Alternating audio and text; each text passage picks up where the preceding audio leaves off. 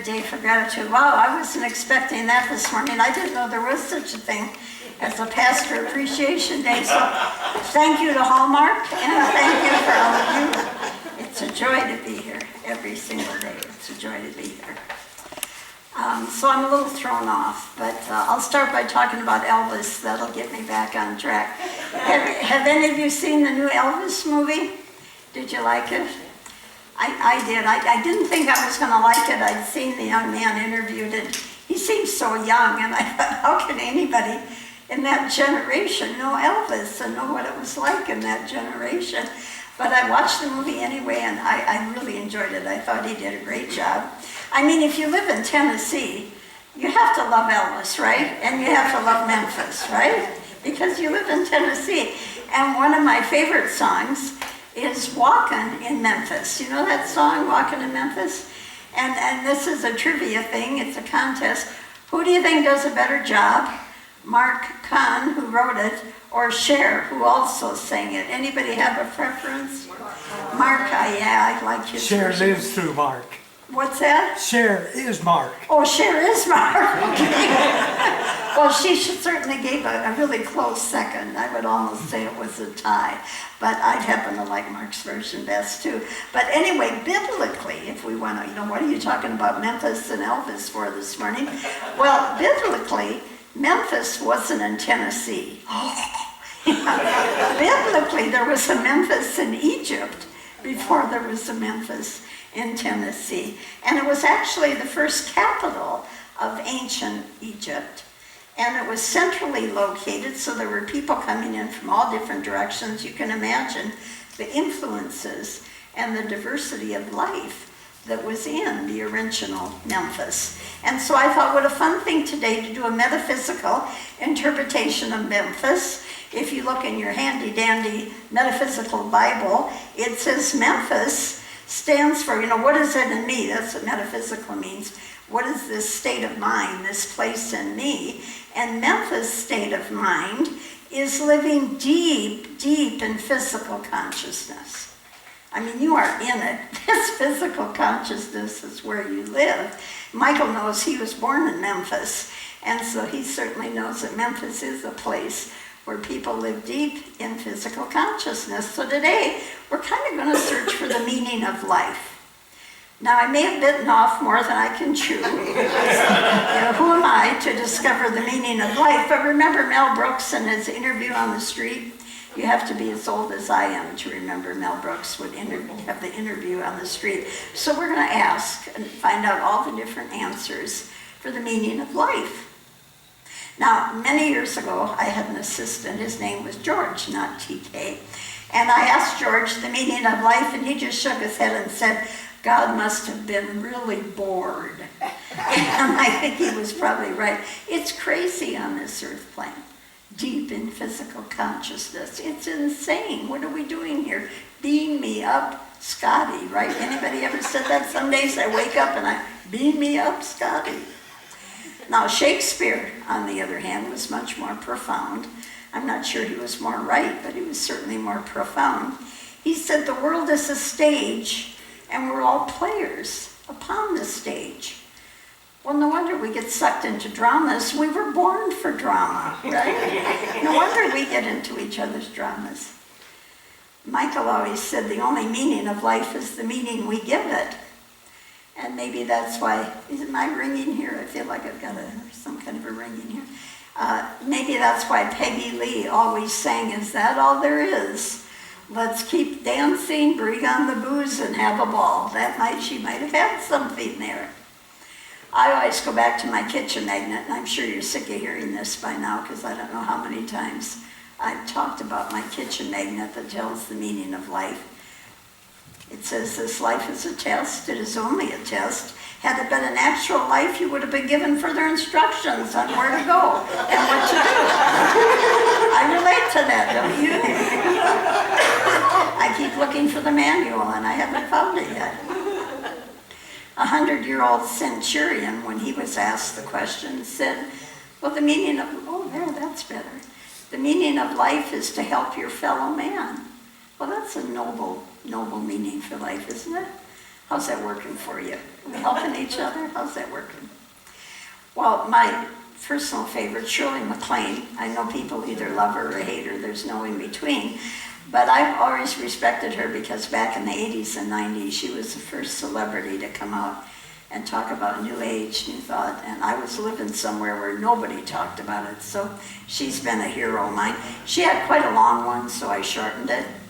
She said, the evolution of my consciousness, my compassion, and the evolution of my human expression as I move about life. Pretty good, huh? Other people say we're here to wake up and remember.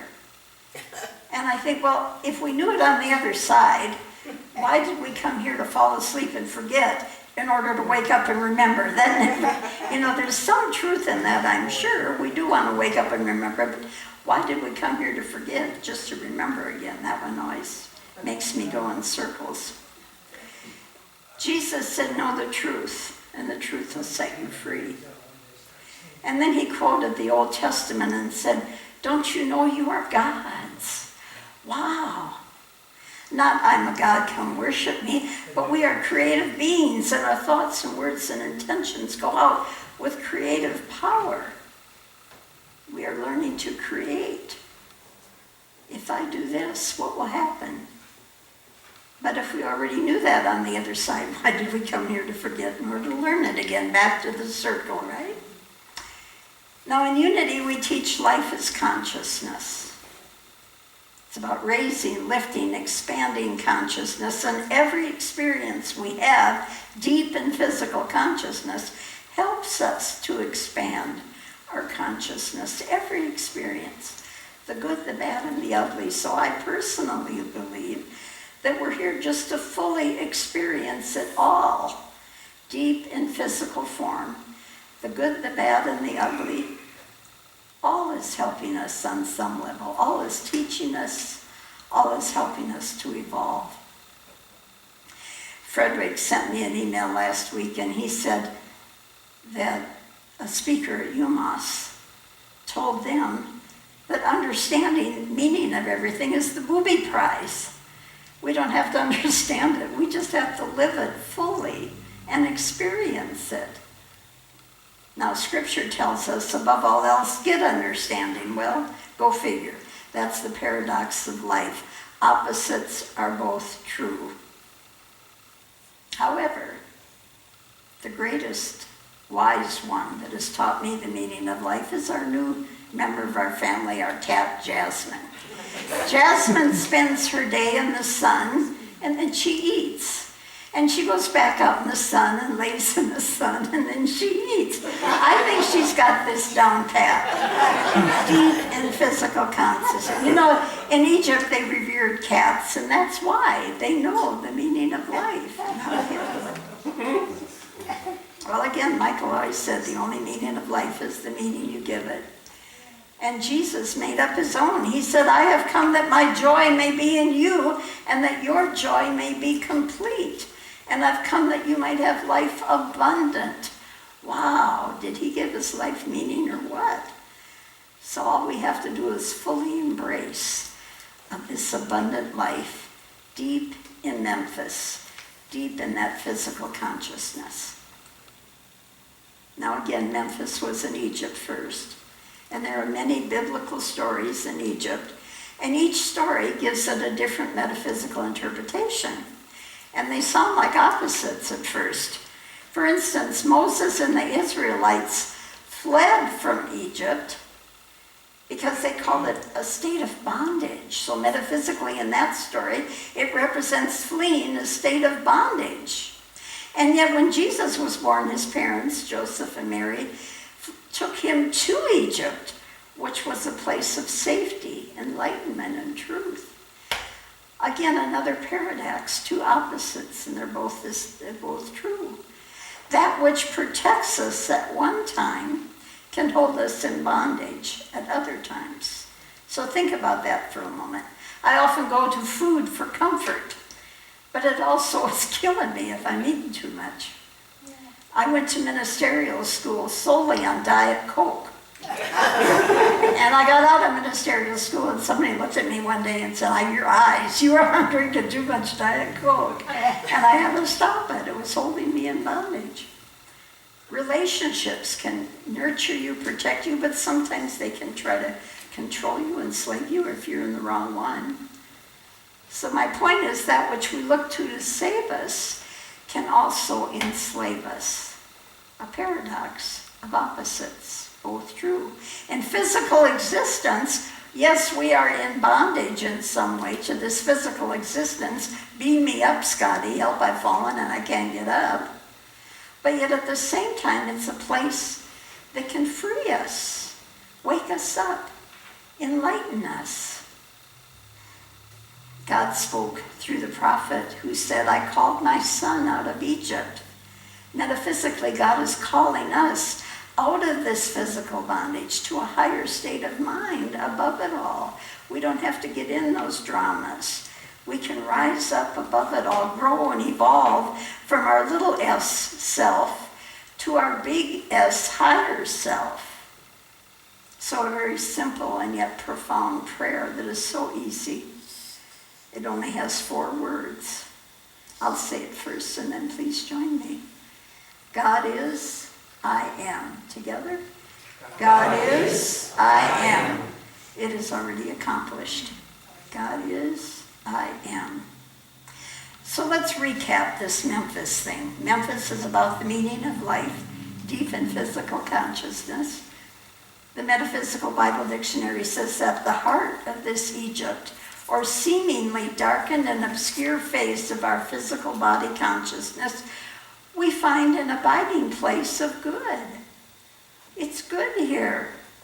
Some people, say, you need to, that the world is an awful place, you need to stay away from the world, rise above it. No, we have to embrace it.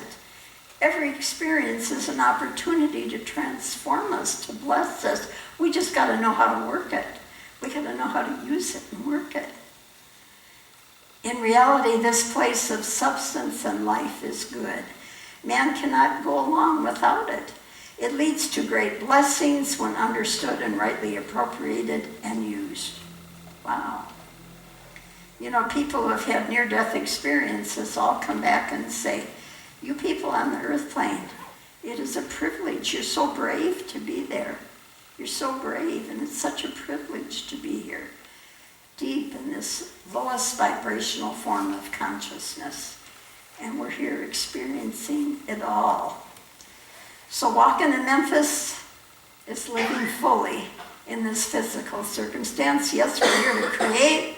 We're here to play, have fun. We're here to love and be loved, to learn, grow, expand, evolve, to awaken, to remember all of the above. There is no right or wrong answer. Repeat one more time if you're comfortable. God is, I am. Together. God is, I am. One more time. God is, I am. Well, Noah, you ready to tell us how to walk in Memphis? I'm going to go into a little prayer while Noah sets up in the band, the whole band. And while they're setting up, let's just